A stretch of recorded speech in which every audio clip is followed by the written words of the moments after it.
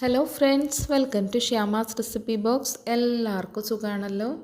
ഇപ്പോൾ ഒരു മന്തി തരംഗമാണല്ലേ. വീട്ടിൽ വിരുന്നുകാർ വന്നാലും വന്നില്ലെങ്കിലും എല്ലാവരും ഒരു സ്പെഷ്യൽ ഒക്കേഷന് പെട്ടെന്ന് ഉണ്ടാക്കുന്ന അല്ലെങ്കിൽ ഓർഡർ ചെയ്യുന്ന റെസിപ്പിയാണ് മന്തി.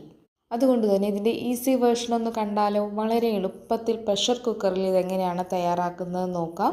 വരൂ, നമുക്ക് പെട്ടെന്ന് തന്നെ റെസിപ്പിയിലോട്ട് പോവാം. ആദ്യം തന്നെ ഞാനൊരു പ്രഷർ കുക്കർ എടുത്തിട്ടുണ്ട്.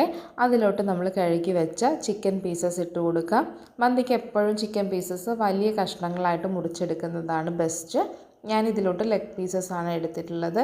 ഒരു 5 ലെഗ് പീസേ എടുത്തിട്ടുള്ളൂ. ഇത് നമുക്കിതുപോലെ ഒരു ഫോർക്കോ അല്ലെങ്കിൽ എന്തെങ്കിലും പപ്പടക്കോലോ ഒക്കെ ഉപയോഗിച്ചിട്ട് ഇതുപോലെ ഒന്ന് നന്നായിട്ടൊന്ന് കുത്തി കൊടുക്കാം. അപ്പോൾ ഇതിലോട്ട് മസാലയൊക്കെ നല്ല രീതിയിലിട്ടൊന്ന് ഇറങ്ങിക്കോളും. ഇതുപോലെ നന്നായിട്ട് കുത്തി കൊടുത്ത ശേഷം ഞാനിതിലോട്ട് ഒരു കഷ്ണം ക്യാപ്സിക്കം ചെറുതായിട്ട് അരിഞ്ഞത് ചേർത്ത് കൊടുക്കാം. എത്ര നൈസായിട്ട് അരിയാൻ പറ്റുമോ അത്രയും നൈസായിട്ട് അരിഞ്ഞ് ചേർക്കണേ. ഞാനിവിടെ 2.5 ഗ്ലാസ് റൈസ് കൊണ്ടാണ് മന്തി തയ്യാറാക്കുന്നത്. ഈ ഒരു മസാല ഒരു 2.5 ഗ്ലാസ് മുതൽ 3.5 ഗ്ലാസ് വരെ അരി എടുക്കുന്നവർക്ക് പാകമായിരിക്കും. ഇതിലേക്ക് വളരെ കുറച്ച് മല്ലിച്ചപ്പ് അരിഞ്ഞത് ചേർത്ത് കൊടുക്കാം. അത്ര തന്നെ പുതിന കൂടി ചേർക്കുന്നുണ്ട്.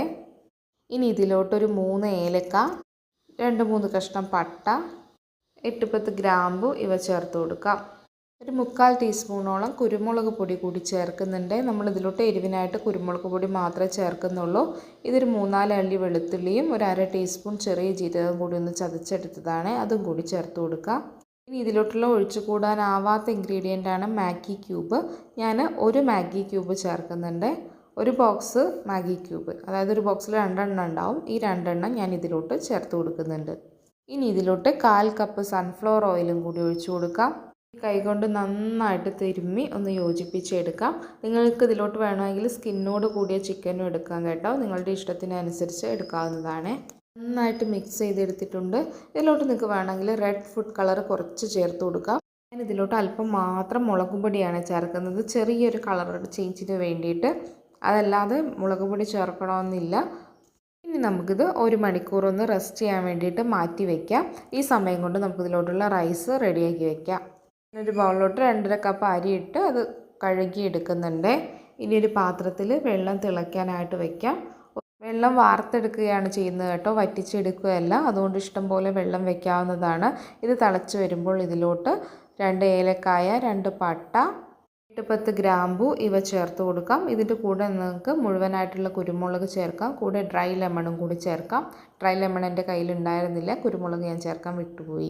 വെള്ളം നന്നായിട്ട് തിളച്ച് വരുന്നുണ്ട്. ഇനി ഇതിലോട്ട് പാകത്തിനുള്ള ഉപ്പും കൂടി ചേർത്ത് അരി ചേർത്ത് കൊടുക്കാം. അരി വെച്ചിട്ട് എങ്ങോട്ടും പോവരുത്. ഇതൊരു പകുതി വേവാകുമ്പോൾ നമുക്ക് ഊറ്റി മാറ്റണം. നമ്മൾ പ്രഷർ കുക്കറിലാണല്ലോ ഇത് വേവിച്ചെടുക്കുന്നത്. ഇങ്ങനെ ചെയ്യുമ്പോഴേ മന്തിക്ക് പെർഫെക്റ്റ് ടേസ്റ്റ് കിട്ടുള്ളൂ. നമ്മൾ കുക്കറിൽ തന്നെ ഇട്ട് വെള്ളം ഒഴിച്ച് വേവിച്ചെടുത്താൽ അതിൻ്റെ ഫ്ലേവറൊക്കെ മാറിപ്പോവും. നമ്മൾ ചിക്കനിൽ തന്നെ വെള്ളം ഒഴിച്ച് റൈസ് ഇട്ട് വേവിച്ചെടുക്കുന്നത് കപ്സ, മജ്ബൂസ് ഇവയ്ക്കൊക്കെയാണല്ലോ. അപ്പോൾ പിന്നെ അതിൻ്റെ ഫ്ലേവറിലും സ്ട്രക്ചറിലൊക്കെ മാറ്റം വരും. ഇപ്പോൾ ഇത് പകുതി വേവായിട്ടുണ്ട്, നമുക്ക് ഊറ്റി മാറ്റാം. ഊറ്റിയ ശേഷം നമ്മൾ റെസ്റ്റ് ചെയ്യാൻ വെച്ച ചിക്കൻ്റെ മുകളിലോട്ട് ഇട്ട് കൊടുക്കാം. മുഴുവൻ റൈസും ഇതുപോലെ നിരത്തി ഇട്ട് കൊടുക്കാം. ഇതിന് മുകളിലായിട്ട് ഞാനിതുപോലെ മഞ്ഞൾപ്പൊടി കുറച്ച് വെള്ളത്തിൽ കലക്കിയതൊന്ന് ഒഴിച്ചു കൊടുക്കുന്നുണ്ട്. ഇതിന് പകരം നേരത്തെ പറഞ്ഞ പോലെ റെഡ് ഫുഡ് കളർ വെള്ളത്തിൽ മിക്സ് ചെയ്തിട്ടും ഒഴിച്ചു കൊടുക്കാം. ഇനി 3-4 പച്ചമുളക് ഈ റൈസിലൊന്ന് കുത്തി കൊടുക്കുന്നുണ്ട്. പച്ചമുളകിൻ്റെ ആ ഒരു സ്മെല്ലൊക്കെ ആ റൈസിലോട്ട് പിടിക്കുമ്പോൾ നല്ലൊരു ഫ്ലേവറാണ്. ഇനി നമുക്കിതൊന്ന് പുകച്ചു കൊടുക്കാം. അതിനായിട്ട് ഒരു പാത്രത്തിലോട്ട് ഒരു കഷ്ണം ചൂടായ കനൽ വെച്ച് കൊടുത്ത ശേഷം അതിന് മുകളിലോട്ട് സ്വല്പം സൺഫ്ലവർ ഓയിലോ ഏതെങ്കിലും ഓയിൽ ഒഴിച്ചു കൊടുത്ത് ഉടനെ തന്നെ അടച്ചു വെക്കണം. ഇനി സ്റ്റൗ ഓൺ ചെയ്ത് കുക്കറിൽ ഒറ്റ വിസിൽ വന്നാൽ മതി. ഒറ്റ വിസിൽ വരുമ്പോൾ നമുക്ക് ഫ്ലെയിം ഓഫ് ചെയ്യാം.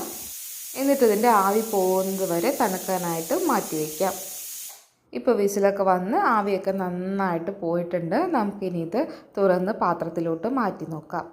ഇപ്പോൾ തന്നെ നല്ലൊരു സ്മെല്ലാണ് കേട്ടോ ഇവിടെ. നമുക്ക് ഈ ചാർക്കോൾ വെച്ച പാത്രം മാറ്റി വയ്ക്കാം. ഇനി മുളകൊക്കെ ഒന്ന് മാറ്റി നമുക്കൊരു പാത്രത്തിലോട്ട് തട്ടി കൊടുക്കാം.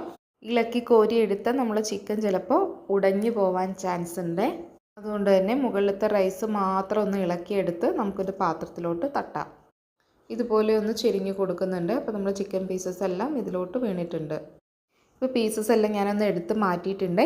ഈ കുക്കറിൻ്റെ അടിഭാഗത്താണ് നമ്മൾ ക്യാപ്സിക്കം ഒക്കെ ഇട്ടില്ലേ, അപ്പോൾ അതിൻ്റെ മസാലയൊക്കെ കിടക്കുന്നത് ഇതിൻ്റെ അടിഭാഗത്താണ്. അതുകൊണ്ട് കുറച്ച് റൈസ് ഞാൻ കുക്കറിലോട്ട് തന്നെ ഇട്ട് കൊടുത്ത ശേഷം ഒന്ന് മിക്സ് ചെയ്ത ശേഷം റൈസിലോട്ട് തന്നെ മാറ്റി കൊടുക്കുന്നുണ്ട്. ഇനി ഇതൊന്ന് നന്നായിട്ട് മിക്സ് ചെയ്തെടുത്താൽ നമ്മൾ റൈസും നല്ല ഫ്ലേവർഫുള്ളായിരിക്കും. ഇതിന് മുകളിലായിട്ട് നമ്മുടെ ചിക്കൻ പീസസും കൂടി വെച്ച് കൊടുത്ത ശേഷം സെർവ് ചെയ്യാം. ചിക്കനൊക്കെ കണ്ടാൽ നല്ല പെർഫെക്റ്റായിട്ട് വെന്ത് കിട്ടിയിട്ടുണ്ട്. ഒട്ടും ഉടഞ്ഞു പോവാതെ എന്നാൽ എല്ലാ ഭാഗത്തും നല്ല രീതിയിൽ വെന്തും വന്നിട്ടുണ്ട്.